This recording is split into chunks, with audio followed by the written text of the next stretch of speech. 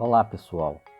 Então, para ilustrar a situação em que a equação característica possui raízes complexas, vamos resolver este exemplo aqui. Muito bem, a nossa equação diferencial é uma equação diferencial de segunda ordem, homogênea, com coeficientes constantes. Então, nós vamos propor para esta equação diferencial soluções que sejam do tipo y igual e elevado a rt. Ou seja, nós vamos supor que existe um valor de r para o qual essa função é solução da equação diferencial. Então, o que nós fazemos? Nós vamos derivar a expressão de y duas vezes e vamos substituir estas três expressões na equação diferencial. Então, no lugar de y duas linhas, nós colocaremos r² exponencial de rt, no lugar de y', nós colocaremos r exponencial de rt, e no lugar de y colocaremos exponencial de rt.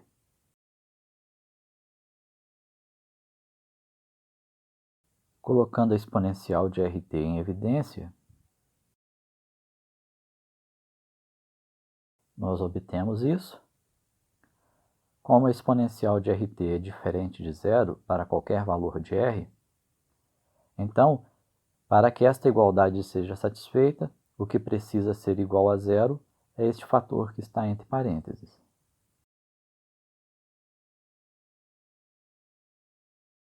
E esta equação é chamada de equação característica.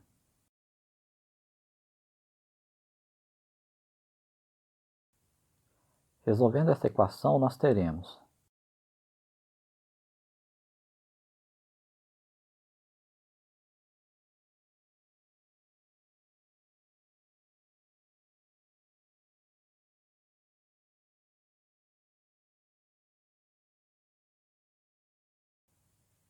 como o argumento dessa raiz quadrada é negativo, então nós temos duas raízes complexas.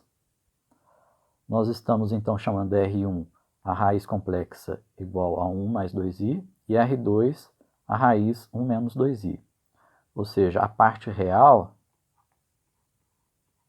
é igual a 1 e o valor absoluto da parte imaginária é igual a 2.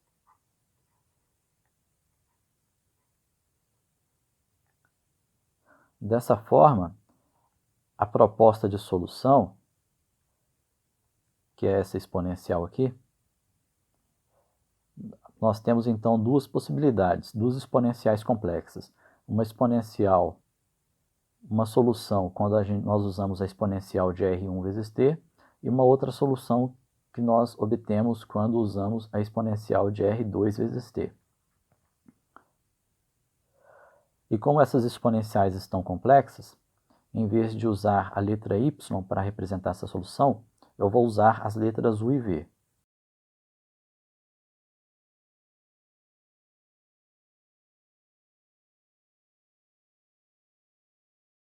Exponencial da soma é um produto de exponenciais.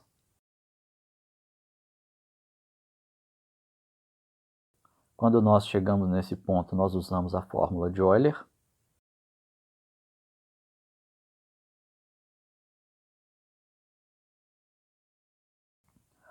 Então, nós reescrevemos essas soluções complexas u e v da seguinte forma.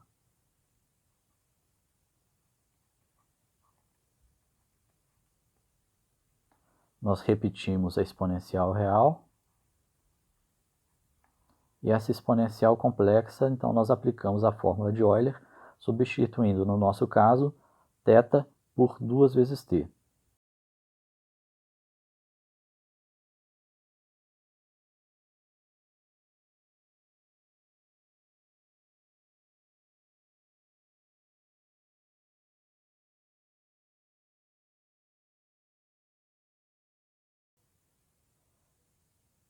Quando nós chegamos nesse ponto, nós pegamos essas duas soluções complexas e construímos, a partir delas, duas soluções reais para a equação diferencial. E como nós fazemos isso?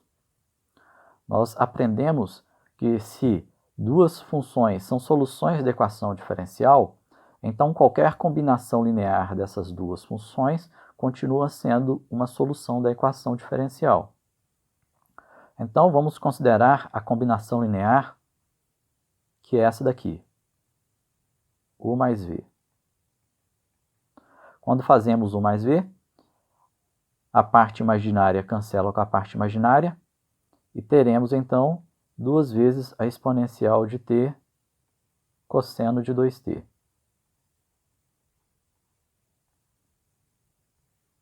Nós podemos passar esse 2 para o outro lado dividindo.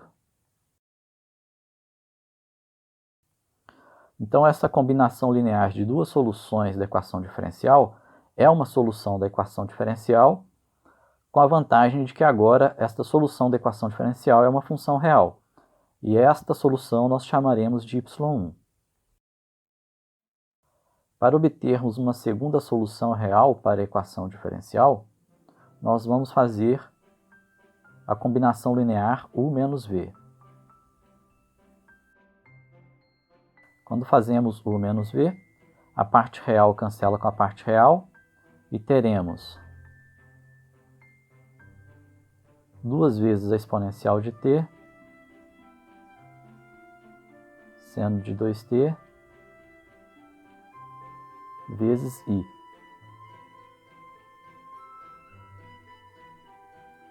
Aí nós pegamos essa constante 2i, passamos para o outro lado dividindo. Então nós temos essa segunda combinação linear das soluções complexas U e V, só que com a vantagem de que essa combinação linear é uma função real.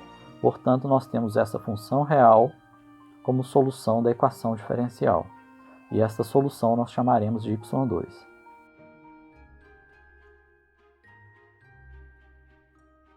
Nós já mostramos que o Wronskiano dessas duas soluções é diferente de zero. Portanto, y1 e y2 são soluções linearmente independentes e formam um conjunto fundamental de soluções da equação diferencial.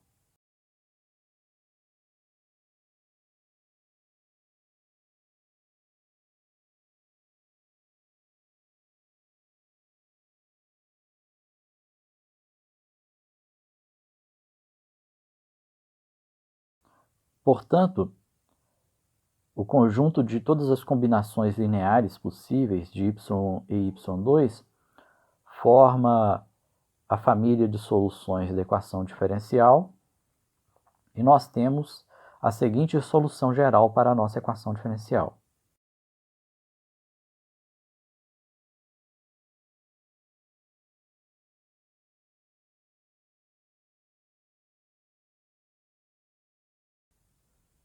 Então esta é a solução da nossa equação diferencial. Mas para tornar esse exemplo um pouquinho mais interessante, vamos considerar que foram dadas para nós as seguintes condições iniciais.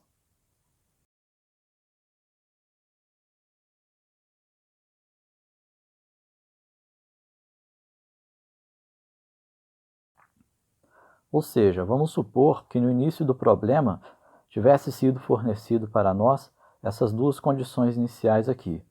Para t igual a 0, y vale menos 1 e y' vale 3.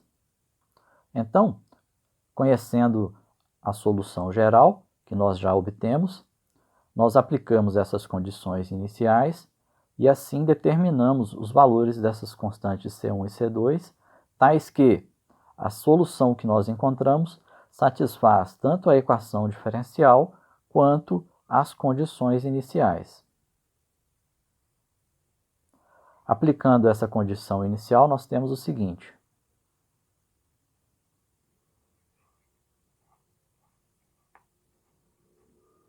Y de 0 Então, teremos C1 exponencial de zero. Exponencial de zero é 1, vezes cosseno de zero. Cosseno de zero também é 1. Mais C2 vezes exponencial de zero. Exponencial de zero é 1, que multiplica seno de 2 vezes zero. Seno de zero é zero. Então, vai dar 0 vezes 1 vezes C2. E nós sabemos que y0 precisa ser igual a menos 1. Com isso, então, temos o valor de C1.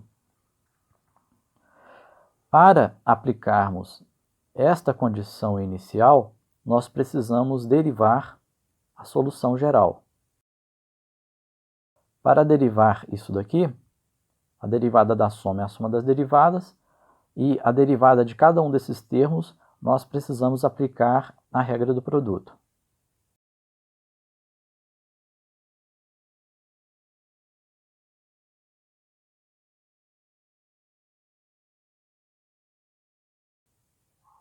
Aplicando esta condição inicial, nós teremos o seguinte.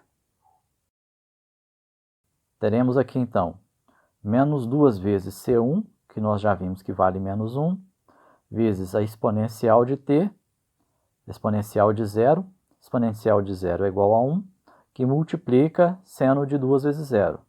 Seno de zero é zero, então 0 vezes isso daqui vai dar zero. Mais C1, que é menos 1,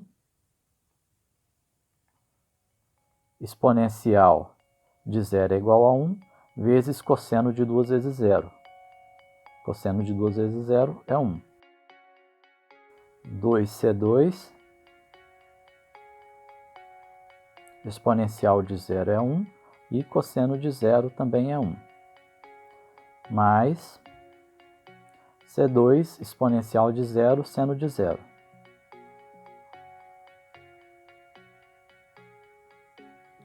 E y' de zero precisa ser igual a 3.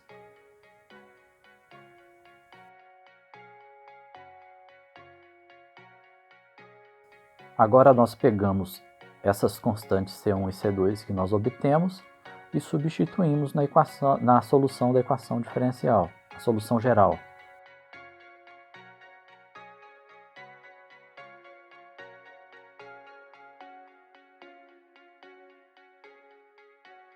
E esta é a solução do nosso problema de valor inicial.